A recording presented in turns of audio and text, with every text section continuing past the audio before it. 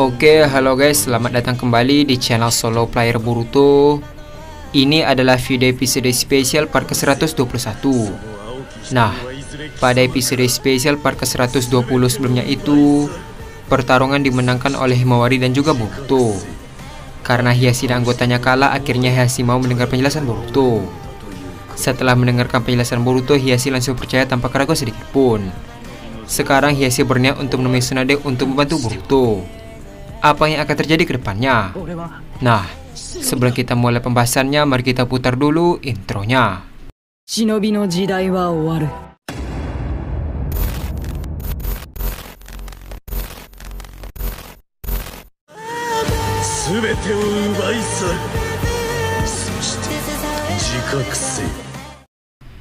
Adegan dimulai dengan memperlihatkan Himawari yang sedang dipeluk oleh Hiashi.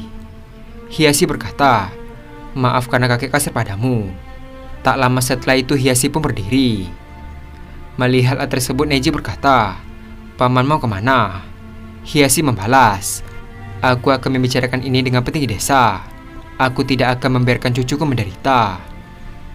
Setelah mengatakan hal tersebut, Hiashi pun pergi. Di sisi lain, Neji tampak terkejut dengan sikap Hiashi yang tiba-tiba berubah. Melihat Neji yang terpenuh, Himawari berkata, "Paman Neji." Mendengar kata tersebut, Neji dengan wajah sedih berkata, "Jangan panggil aku dengan sebutan itu. Aku bukan siapa-siapanya Nona Hinata."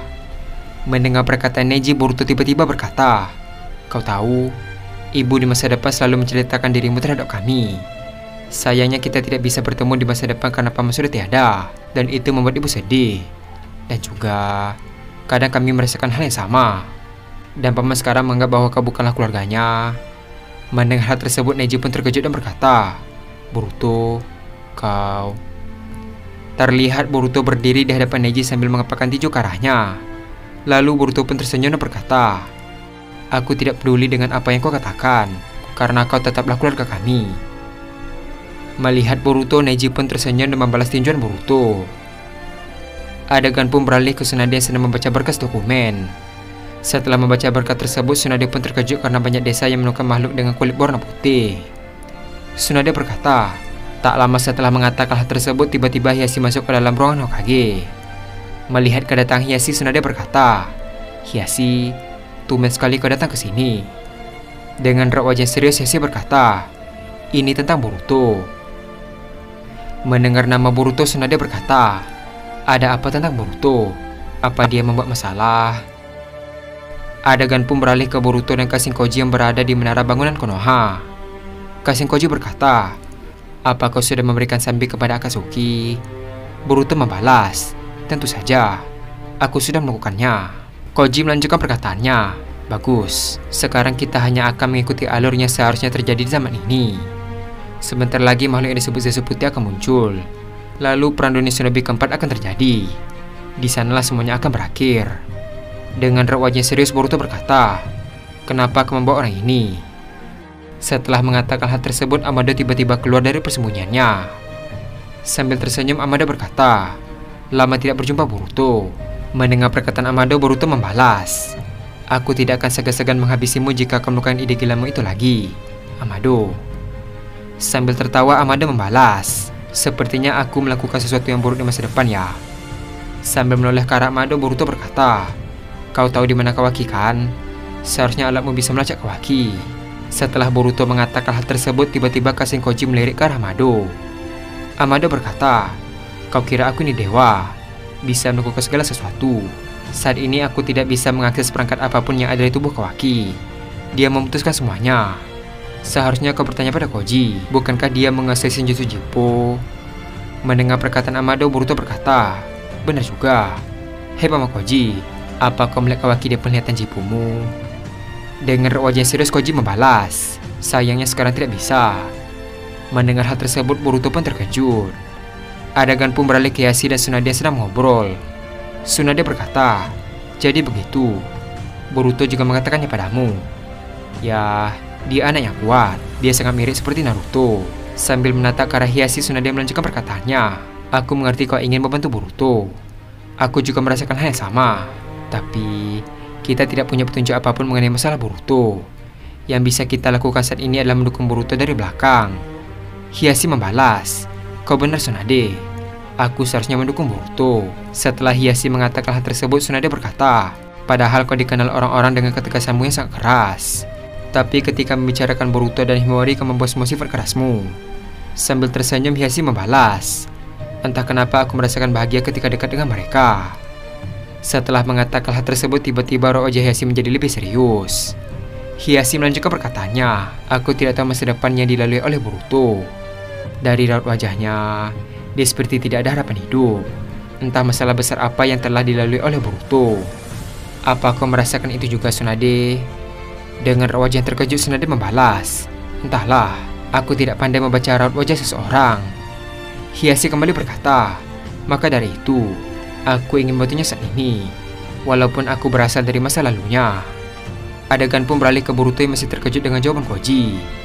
Boruto berkata, "Apa maksudmu tidak bisa?" Koji melanjutkan perkataannya, "Entah kenapa Jippo tidak bisa melihat keberadaan Kawaki.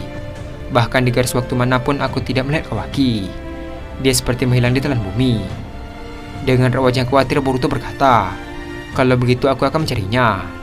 Ketika Boruto ingin terbang, tiba-tiba Koji berkata, "Tunggu Boruto. Lebih baik kau diam di sini." Boruto membalas, "Bagaimana aku bisa tenang sementara saudaraku menghilang?" Dengan raut wajah serius, Koji membalas, "Memangnya kau harus pergi kemana?" Mendengar perkataan Koji, Boruto tiba-tiba terdiam.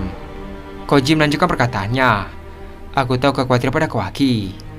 Tapi pilihan terbaik saat ini adalah menunggu, daripada kau membawa waktu mencari Kawaki yang entah ada di mana." Mendengar jawaban Koji, Boruto membalikkan badannya. Tak lama setelah itu, Boruto berkata, "Meskipun aku bertindak bodoh, aku akan tetap berusaha mencari Kawaki." Setelah mengatakan hal tersebut, Boruto pun langsung terbang meninggalkan mereka. Di sisi lain, Amada berkata, "Kau bilang naluri dewanya sedang terancam. Namun seperti yang aku lihat sebaliknya, dia tidak ingin kehilangan Kawaki." Sementara itu, Koji tampak bingung karena Boruto. Adegan pun beralih ke Sakura yang baru saja bangun dari pingsannya. Terlihat dia berada di rumah sakit Konoha. Di sisi lain, saya tampak sedang menunggu Sakura. Menyadari Sakura terbangun, tiba-tiba saya membuka buku dan berkata, "Ketika temanmu sadar dari pingsan, kau harus memberikannya buah." Terlihat saya langsung memberikan apel kepada Sakura. Dengan raut wajah yang bingung, Sakura mengambil apel tersebut sambil berkata, "Kau sebaiknya tidak membaca buku itu. Tapi terima kasih. Ngomong-ngomong, kenapa aku ada di sini?" Saya membalas, "Kau tidak ingat? Kau pingsan setelah mengetahui bahwa kau dan Sasuke menikah di masa depan." Dengan raut wajah yang terkejut, Sakura membalas, "Tidak usah diperjelas." Tak lama setelah mengatakan hal tersebut, tiba-tiba Sarada datang dan masuk ke ruangan Sakura. Melihat Sarada, Sakura berkata, "Sarada, kenapa kau datang ke sini?" Sarada membalas, "Tidak ada. Aku hanya datang untuk menjenguk." Setelah Sarada mengatakan hal tersebut, ternyata Sasuke juga ikut menjenguk Sakura. Melihat Sasuke, Sakura pun sangat terkejut. Sasuke berkata, "Apa aku harus kesini juga?" Sarada membalas, "Tentu saja." Melihat ada saya di ruangan tersebut, Sasuke berkata, "Bukankah kau saya dari tim 7? Sambil tersenyum, saya membalas, "Ya, aku adalah saya dari tim 7. Senang bertemu denganmu, Sasuke." Tak lama setelah mengatakan hal tersebut, Naruto tiba-tiba datang dari jendela sambil berkata, "Sepertinya tim 7 sedang berkumpul di sini.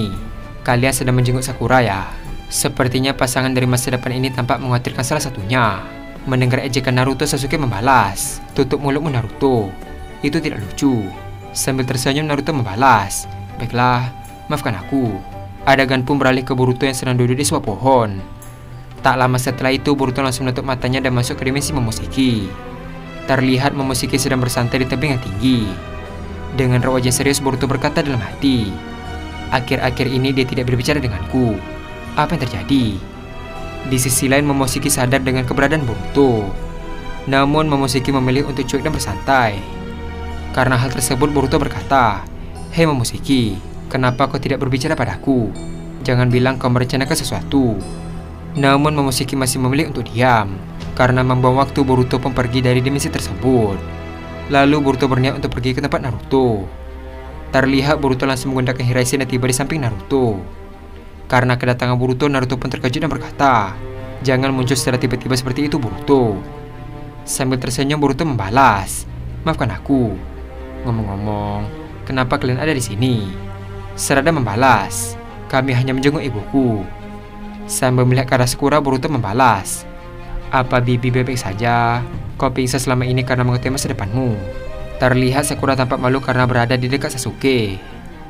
Adegan pun beralih ke Obito dan Kabuto. Obito berkata, "Kita harus menangkap Kyuubi dan Hachibi, atau tidak rencanaku akan gagal. Aku akan menyuruh Kisame untuk menangkap Naruto." Di sisi lain Kabuto membalas, "Ngomong-ngomong, makhluk putih itu sudah berapa banyak?" Obito kembali berkata, "Sekitar 100.000. Dengan ini rencanaku pasti akan sukses, dan dunia akan mengalami kehancuran." Dan adegan pun habis sampai di sini. Ternyata Amado sudah berada di desa Konoha. Sementara di tempat lain Kabuto dan Obito memulai rencana mereka. Apa yang akan terjadi ke depannya? Nah, untuk mengetahui hal tersebut kita akan melanjutkannya kembali pada episode spesial part ke-122. Terima kasih telah menonton video ini sampai habis dan sampai jumpa pada video berikutnya.